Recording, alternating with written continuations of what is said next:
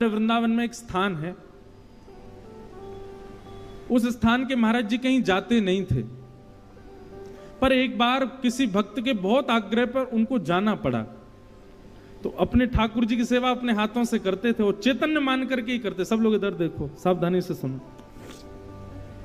देखो, जिस प्रकार पहाड़ी यात्रा पर जब जाते हो तो जगह जगह लिखा रखता है कि सावधानी हटी दुर्घटना घटी।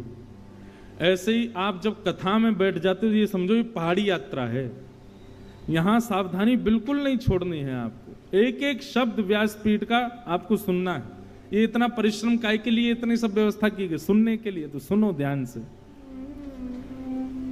क्या बता रहा था मैं? हाँ, एक संत थे वृंदावन के, वो अपने ठाकुर जी को छोड़ के कहीं नहीं जाते थे। पर एक बार एक भक्त ने बहुत प्रार्थना की, संत के भी मन में ऐसी भावना आ गई कि अब ये मेरे साथ जो सेवक रहता है ये भी सेवा सीख गया है, तो अपने ठाकुर जी की सेवा 2 दिन के लिए इसको दे जाता हूं, मैं हो आता हूं कहीं। सेवक से बोल के गए, सुनो हम 2 दिन के लिए जा रहे हैं, बढ़िया से सेवा करना ठाकुर जी की, और लौट करके आएंगे। अगर ठाकुर जी की सेवा हमको बढ़िया दिखी तो हम तुमको उपहार देंगे। सेवक बोला फिर ठीक है, फिर तो बढ़िया से सेवा करूंगा इस बार। अब महात्मा तो चले गए, सेवक ने क्या किया,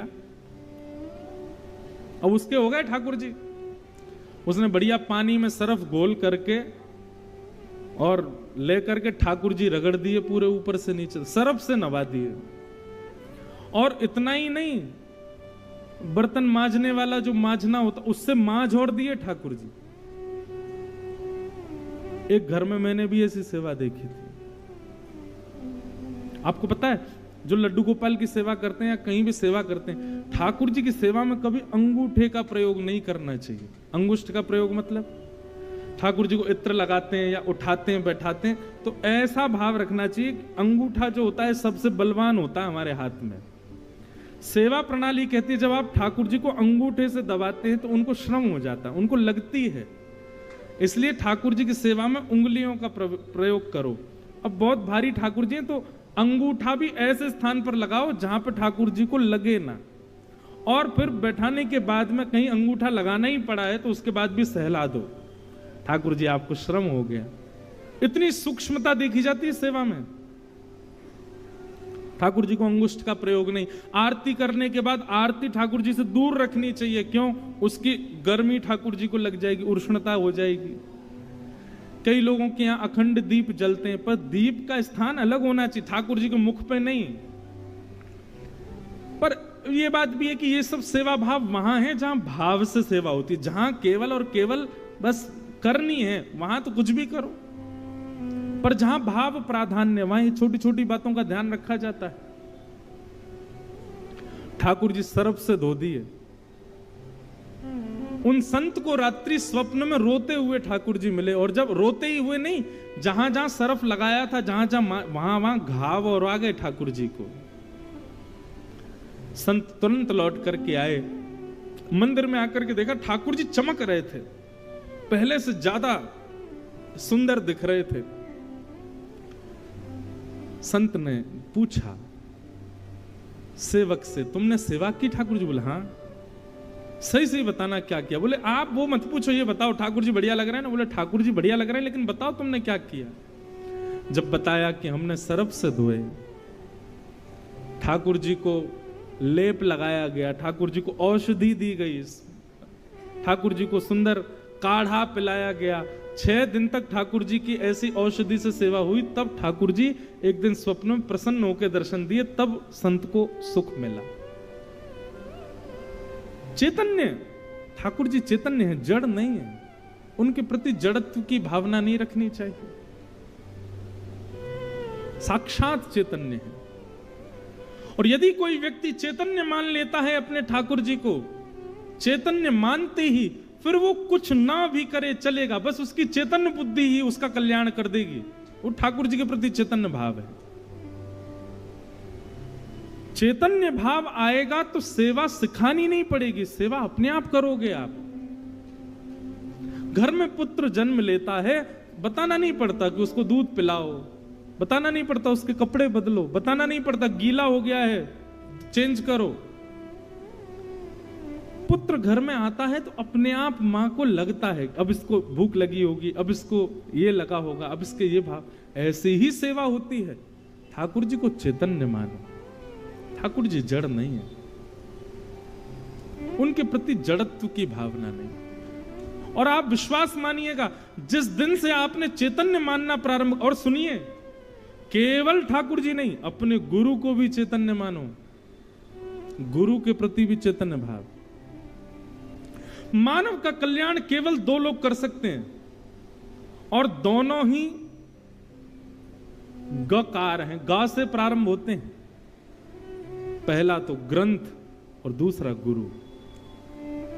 जिसके जीवन में ये दो ग नहीं है, ग्रंथ और गुरु, उसका जीवन पशु के समान है, पशुवत है। या तो ग्रंथ को स्थान दीजिए जीवन में, लेकिन एक बात और सुनिएगा, केवल ग्रंथ को स्थान दिया, गुरु को स्थान नहीं दिया, तो भी कहीं ना कहीं फिसल जाओगे। ग्रंथ गुरु दोनों जीवन में चाहिए। अब गुरु जीवन में चाहिए, इसका मतलब दीक्षा हो, हम किसी प्रणाली से, किसी परंपरा से बंध जाएं। अगर आपका विश्वास अटूट है तो बंद हो, लेकिन सबसे पहले दिशा ग्रहण करो, सबसे पहले विश्वास अटूट करो उस स्थान पर, उस गुरु पर। ऐसा अटूट कि गुरु ने कल कह दिया ऐसा तो ऐसा, गुरु कह दे कि दिन तो दिन, गुरु कह दे रात तो, इतना विश्वास हो जाए तब ग्रहण करो। कबीरदास जी के प्रसंग में ऐसा आता है, कबीरदास जी की पत्नी इतनी अनुकूल थी उनके, दोपहर का समय 12 बज रहे होंगे, उस ऊपर आकाश में सूर्य टिमटिमा रहा है, और श्री कबीरदास जी सुई में धागा पिरो रहे थे, और धागा पिरोते पिरोते अपनी पत्नी से कहते हैं, अरे सुनो, दीपक लेके आना जरा, बाहर बैठे हैं प्रकाश में, दीपक लेके आना, मुझको धागा डालना है सुई के अंदर। पत्नी इतनी अनुकूल थी कबीरदास जी की, वो ये नहीं पूछती थी कि सूर्य निकला हुआ है, इतना प्रकाश हो रहा है, तुम अब दीपक जला के क्या करोगे, वो दीपक लेके आई रखी। ऐसा विश्वास गुरु के प्रति जब तक नहीं हो तब तक मैं आपसे हाथ जोड़ूं, कहीं दीक्षा मत लो। दीक्षा तभी लेनी चाहिए जब इतना विश्वास आपका गुरु के प्रति हो। इसीलिए मैं दीक्षा नहीं देता, अभी मैं शिष्य परंपरा अभी प्रारंभ ही नहीं की है। पहले दिशाएं ले लो, पहले खूब कथाएं सुन लो, कथाएं सुन करके दिशाएं लेकर के जब आपको लगे कि हां अब जो कह देंगे सो हमारे लिए अध्यादेश, और मुझे भी लगेगा कि हाँ अब मैं इस योग्य हो गया, तब दीक्षा देंगे। तब तक केवल दिशा ग्रहण करो, तब तक पहचानो, जानो। तो गुरु के प्रति और ठाकुर जी के प्रति, दोनों के प्रति चैतन्य भाव रखो। जब तक चैतन्य भाव नहीं रखोगे, अब चैतन्य भाव है तभी दरबार में वसंत शाह, पारू शाह जी वर्षों पहले हुए, ऐसा नहीं, आज भी हैं।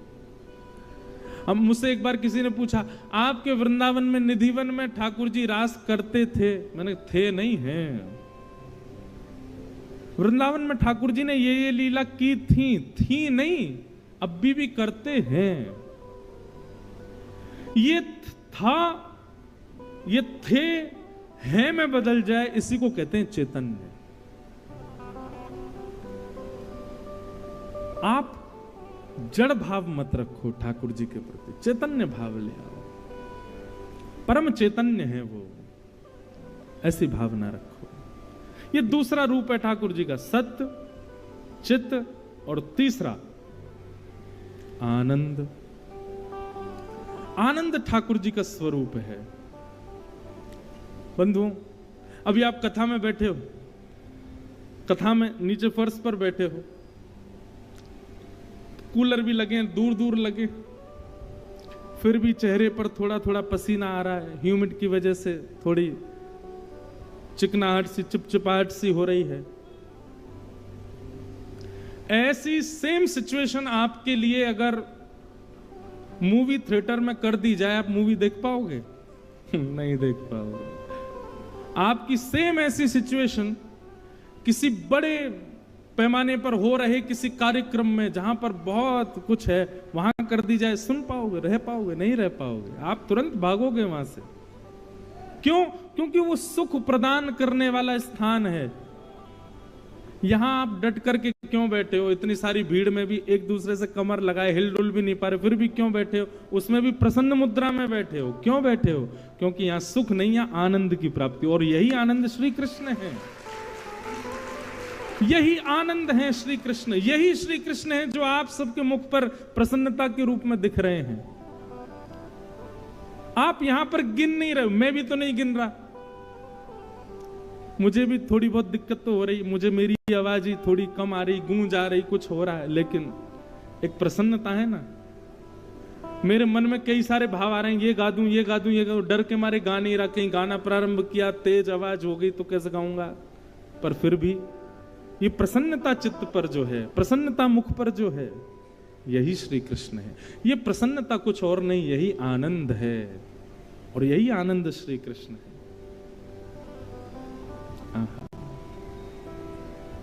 यही आनंद श्री कृष्ण है, और ये आनंद सदा मिलता रहे हमें, ये आनंद सदा रहे हमारे साथ, ये आनंद सदा रहे हमारे चित्त में। जैसे आप 6 बजे से लेकर के और कथा के विश्राम तक हो, मैं कहता हूं व्यक्ति का उद्देश्य क्या होना चाहिए? जैसा वो कथा में होता है, जैसा वो 7 दिन तक होता है, वैसा वो जीवन भर रहे। ये 4 घंटा वाला जो हमारा स्वरूप है ना, अभी इसी समय अपनी सेल्फी ले लो, एक एक लेना नहीं, ऐसे ही बोल रहा हूं। अभी इस समय आपकी फोटो जो खिंचेगी ना, वो सबसे सुंदर होगी मेरे हिसाब से। बस ऐसा जैसे अब हो, ऐसा पूरा जीवन भर हो जाओ। भागवत जी ऐसे अनुग्रह करें, भागवत जी ऐसी कृपा करें, ऐसा पूरा जीवन हो जाए हमारा। ये जीवन समर्पित चरण में तुम्हारे, तुम ही मेरे सर्वस्व, तुम ही प्राण प्यारे, तुम्हें छोड़ कर नाथ मैं किससे कहूँगा, जहाँ ले चलोगे वहीं मैं है।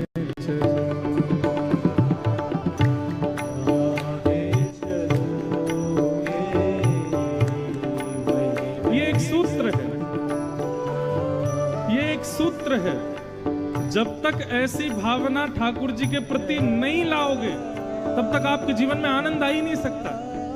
आप ठाकुर जी को बताओगे ऐसा कर दो, ठाकुर जी ऐसा कर दो, ठाकुर जी ये कर दो, ठाकुर जी वो कर दो, तो जीवन में दुखी रहोगे। फिर ठाकुर जी को कहो जैसे आपका मन हो वैसे हमको रखो, अपने आप आनंद आ जाएगा जीवन में। जहां ले चलो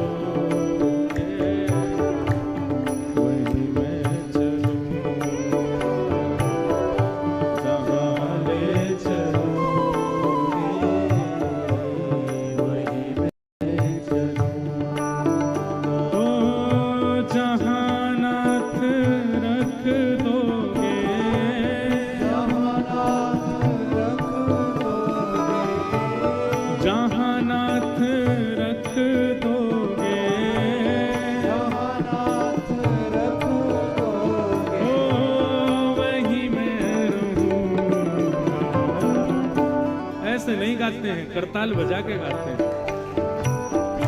जहां ले चलोगे वहीं मैं चलूंगा,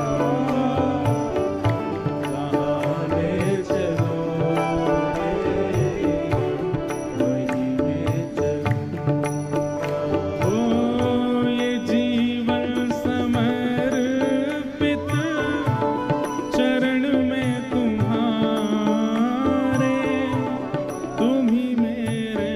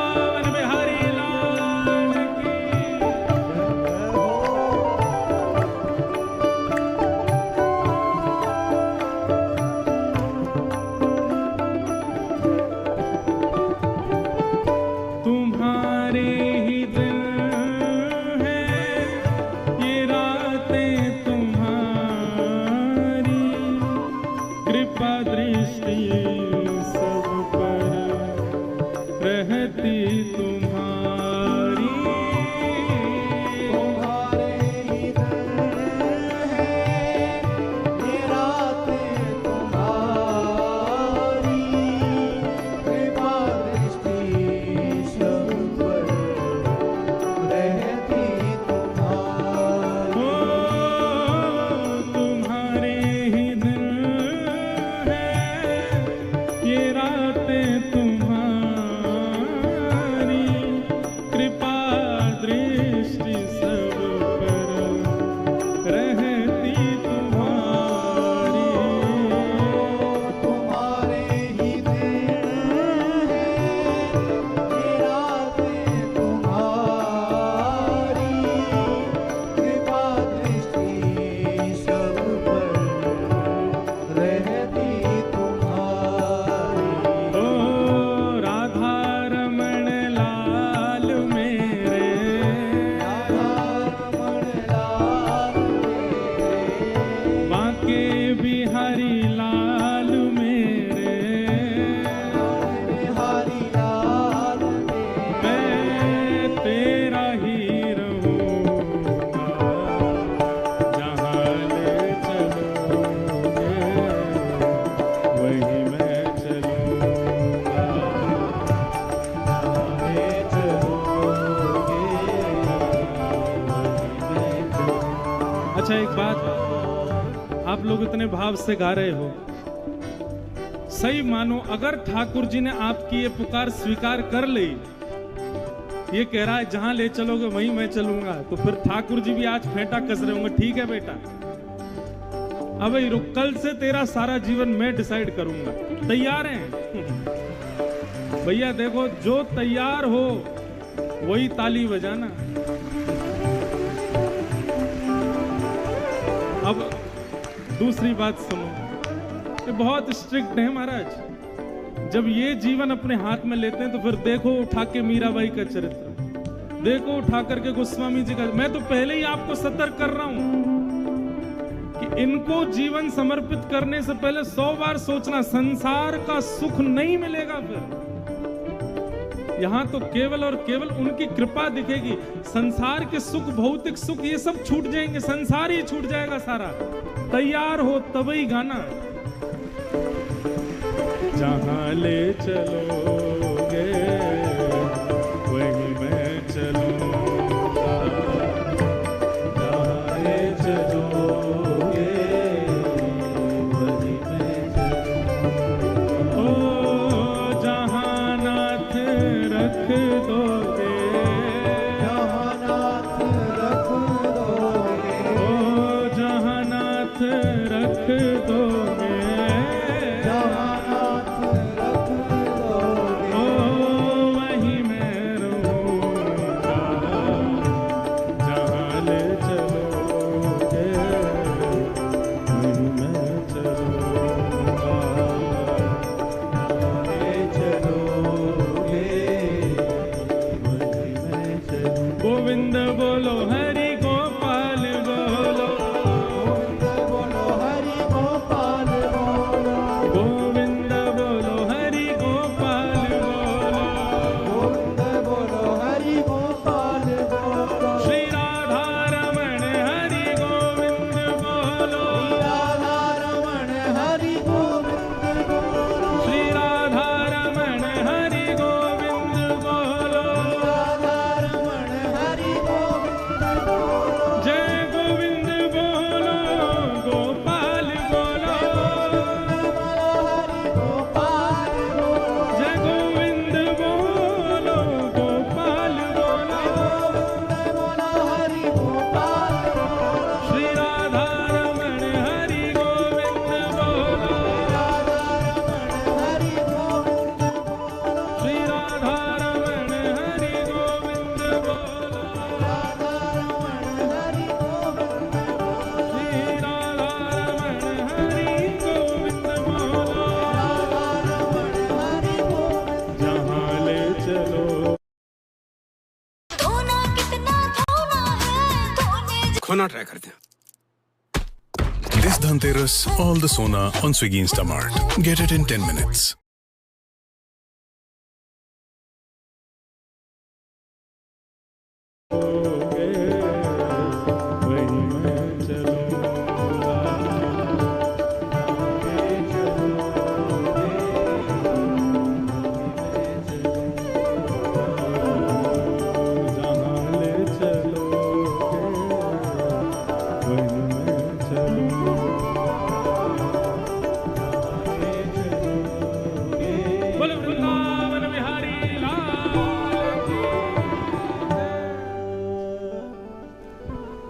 तो आनंद जो है ना, ये अपनी जिम्मेवारी रखने पर नहीं आता है। अपने ऊपर जिम्मेवारी रखोगे तो सुख दुख सबके करता धरता आप स्वयं हो। पर जब ठाकुर जी के अधीन हो जाते, नाथ जैसे चाहो वैसे रहूं, जानत हो सुख दुख सब जन के, मुख से कछु ना कहूं। सूरदास जी का पद है।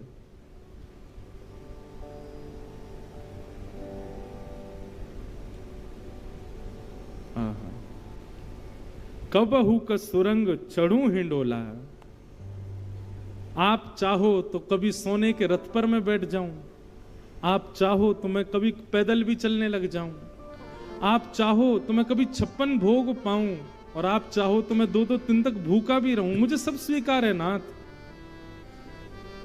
एक बात मेरी बहुत ध्यान से सुनिएगा, ठाकुर जी के चरणों में चढ़ने के बाद आप देते हैं तब केला होता है, पर चढ़ने के बाद प्रसाद। केला खरीदते समय हाथ से गिर जाए कोई दिक्कत नहीं, पर मंदिर में चढ़ने के बाद हाथ से गिर जाए तो सिर से लगाओगे, अरे अरे प्रसाद है। प्रसाद की इतनी महत्ता क्यों है? ठाकुर जी पर चढ़ने के बाद, ठाकुर जी को अर्पित करने के बाद, ठाकुर जी के स्वीकार करने के बाद में वो वस्तु आपका कल्याण करने वाली हो जाती है। हम अपने जीवन को प्रसाद क्यों नहीं बनाते? ठाकुर जी को अर्पित करो, और अर्पित करने के बाद में जीवन में आने वाले चाहे दुख हो चाहे सुख हो, भैया प्रसाद जब मिलता है ना मंदिर से, तो उस प्रसाद में कभी यदि कंकड़ भी आ जाए ना, उसको भी हम थूकते नहीं, उसको भी हम निकालते नहीं। प्रसाद में, हमारे वृंदावन में तो ऐसा ही है भैया, कभी प्रसाद यदि उसमें थोड़ी बहुत रज भी लगी हो, थोड़े बहुत कण लगे हों धूल के, तो भी हम स्वीकार कर लेते हैं। ठाकुर जी को लग गया प्रसाद, अब कैसे इसको छोड़ सकते? अरे मीराबाई तो विष को प्रसाद समझ करके जब पिलाया गया तो वो भी पी गई थी। प्रसाद सदैव कल्याणकारी होता है, तो क्यों ना अपने जीवन को प्रसाद बनाएं। जीवन को प्रसाद बनाएंगे तो इसमें आने वाले सुख, ये समझ लेना ठाकुर जी के द्वारा प्रदत्त किया गया पेड़ा है, और इसमें आने वाले कष्ट ठाकुर जी के द्वारा प्रदत्त किया गया। कभी कभी ठाकुर जी की सेवा में, ठाकुर जी के प्रसाद में खट्टे अमिया का भोग भी लगता है। खट्टे आम होते हैं ना, जिनका अचार बनता है, उनको क्या बोलते हैं? कुछ बोलते हैं ना खट्टे आमों को, क्या बोलते हैं? कैरी है? हाँ, कैरी बोलते हैं। कभी कभी वो भी भोग लगता है ठाकुर जी को। तो बस ठाकुर जी के चरणों में जब जीवन अर्पित कर दिया, तो जीवन में अर्पित करने के बाद उसमें आने वाले सुख ठाकुर जी के चरणों का मिष्ठान प्रसाद है, और उसमें आने वाले दुख ये ठाकुर जी के चरणों की खट्टी अमिया का प्रसाद है। दोनों स्वीकार करो।